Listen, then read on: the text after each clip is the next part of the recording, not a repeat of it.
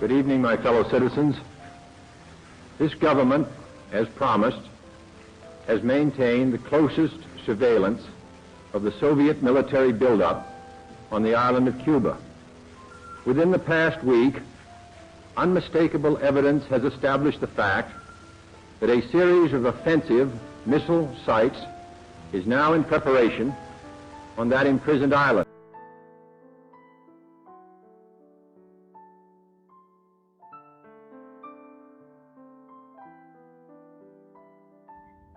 After World War II, the Soviet Union and the United States had a very strained and uncomfortable relationship, which escalated after the failed military invasion on Cuba involving the paramilitary Brigade 2506, an operation which is now known as the Bay of Pigs.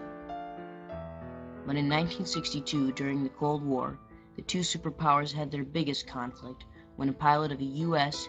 U-2 spy plane recorded seeing nuclear missiles being assembled on the island of Cuba by the Soviet Union, only 90 miles south of Florida. President John F. Kennedy was informed about this information, and for nearly 2 weeks, he and his team struggled with the situation, trying to do what was best for everyone. This 13-day nuclear standoff is now known as the Cuban Missile Crisis.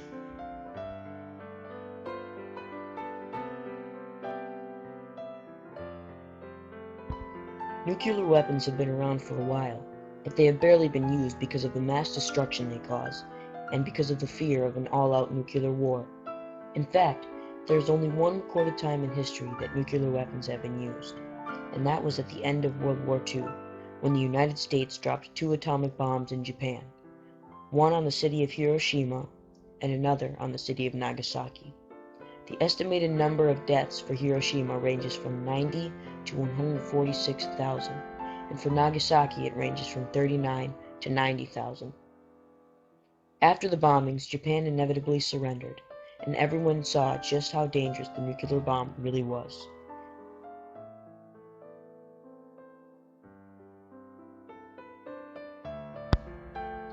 After their alliance in World War II to defeat Nazi Germany, the Soviet Union and the United States began to compete for power. This started when the Soviet Union began to take over much of Eastern Europe, including Romania, Bulgaria, Hungary, Czechoslovakia, parts of Austria, and parts of Germany. They used this land as a buffer zone to ensure their safety if they were ever invaded again. However, it was not a peaceful invasion. In August 1961, the Soviet Union put up the Berlin Wall, which encircled West Berlin and separated East and West Berlin. It was basically the last stand to divide the Soviet Union, the East, and the United States, France, and Britain, the West. After the war, people started leaving communist Soviet Union or East Berlin and moving to democratic West Berlin. The Soviet Union did not take kindly to this because they were losing many people rapidly to the West.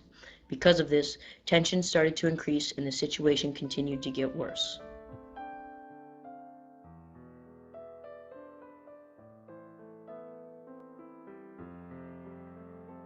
Another major factor in the start of the Cuban Missile Crisis was the Bay of Pigs invasion. It took place from April 17th to April 19th in 1961, slightly before the Berlin Wall was put up. The Bay of Pigs invasion was an attempt to overthrow Prime Minister Fidel Castro of Cuba and the increasingly communist government. The operation was coordinated by the CIA, but the people who actually participated in the invasion were American-trained Cubans who fled their homes after Fidel Castro and his army took over. The people involved in the Bay of Pigs invasion were greatly outnumbered and surrendered very quickly to Castro and his army. But Castro thought that the United States would strike again, so he decided to get help from his communist allies, the Soviet Union. And once the Soviet Union found out who was behind trying to overthrow the communist government of their allies, they were very displeased, which brought tensions up very high.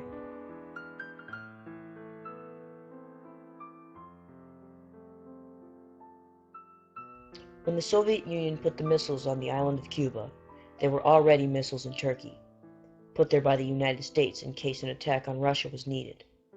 So the Soviet Union thought that putting missiles in Cuba would balance things out and give them a better chance of winning if a nuclear war were to actually occur. They also thought it would discourage the United States from trying anything else regarding Cuba after the Bay of Pigs.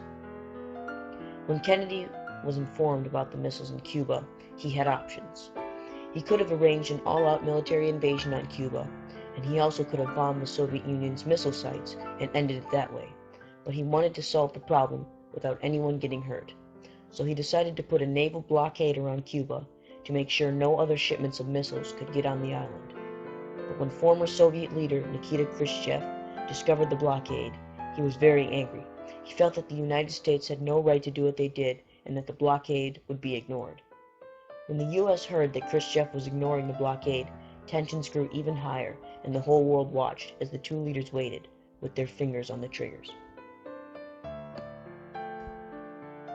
Then, on October 24th, Soviet ships were headed to Cuba, but stopped at the United States ships enforcing the blockade.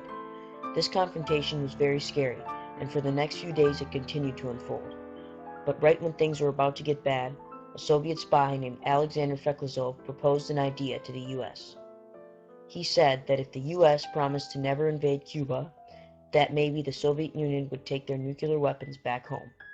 But Khrushchev decided that the United States would also have to take their nuclear weapons out of Turkey to keep things level between the two countries. Kennedy agreed to this, and the solution to this terrifying crisis started to unfold.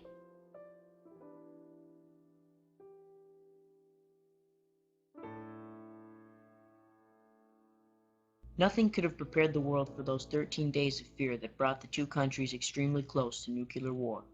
With both the Soviet Union and the U.S. having missiles in different places of the world, the possibilities of disaster were very high. Threats were going back and forth, but in the end, neither superpower decided to fire their missiles. Instead, both of them agreed to back down. Khrushchev agreed to take the missiles out of Cuba, and Kennedy agreed to take the missiles out of Turkey, and never invade Cuba as well. But no one was informed of Kennedy's agreement to remove the missiles from Turkey, and since no one knew of this, everyone thought that Kennedy had made Nikita Khrushchev and the Soviet Union back down, when in reality they both agreed together.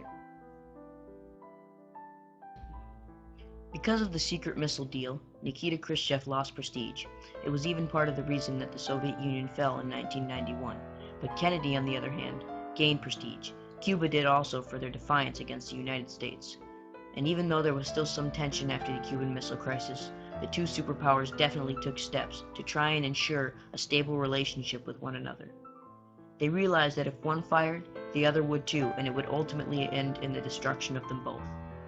The Cuban Missile Crisis has affected the way we look at nuclear weapons and the way we handle problems regarding them. But the most important thing that it taught us was that even in a situation like the Cuban Missile Crisis, peace can still be made, no matter how bad it is. For in the final analysis, our most basic common link is that we all inhabit this small planet. We all breathe the same air. We all cherish our children's futures, and we are all mortal. Third, let us re-examine our attitude towards the Cold War, remembering we're not engaged in a debate, seeking to pile up debating points. We are not here distributing blame or pointing the finger of judgment.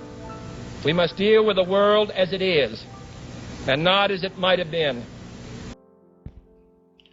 On August 5th, 1963, the United States, the Soviet Union, and Britain signed the Limited Nuclear Test Ban Treaty, which prohibited the testing of nuclear weapons in outer space, underwater, and in the atmosphere.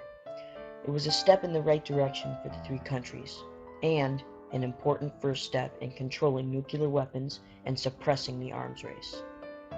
The treaty was a way of signifying that the conflict was being resolved, and it was a small but important step in all three countries' future. It was thought that France and China would be involved as well, but when they were asked, they refused.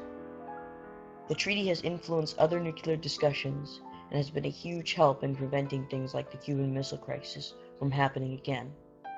The Cuban Missile Crisis was a very hard and trying time. It tested both countries to their limits and changed the way we think about nuclear war.